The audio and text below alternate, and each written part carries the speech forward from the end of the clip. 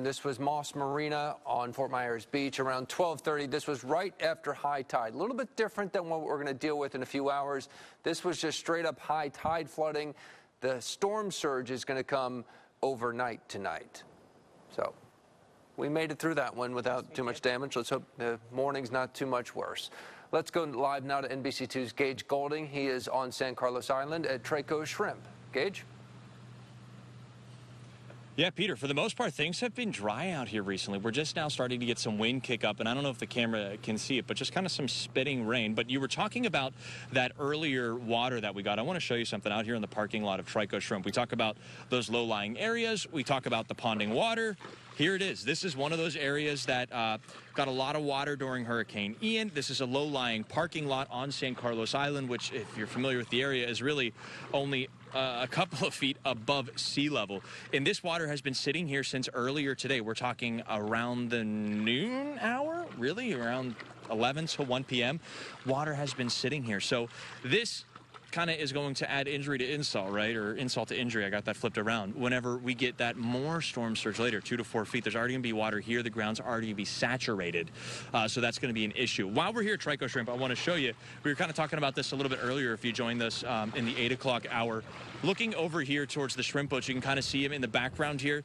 These folks, they are batting down the hatches. A big story after Hurricane Ian was the shrimp boats. They were kind of tossed around.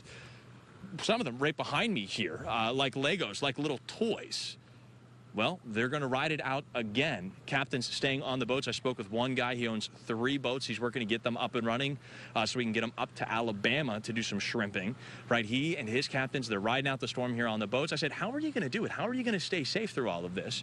What's the kind of difference between a regular night at dock and a night like this? They said they just really tie the boats together snug. Peter, you were kind of talking about it. I said earlier, it's as snug as a bug in a rug. It's true.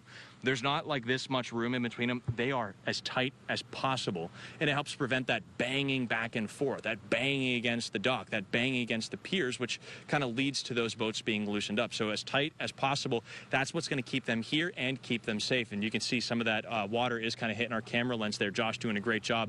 One other thing I want to show you over here, this isn't shrimp boat related, but I want to show you what some of the erosion has done, whether it's from Ian or from a little bit of the water we got earlier. But look at this right here. This is the parking lot that's just been eaten away. Obviously has not been repaired since Hurricane Ian. But when you add what we're going to get from Idalia and these 2 to 4 feet of storm surge, this is just going to make matters worse. This parking lot, already kind of fragile as it is, now going to be made a little bit worse. Our microphone here, approximately 8 inches. I'm going to stick it down here and give you a little bit of an idea.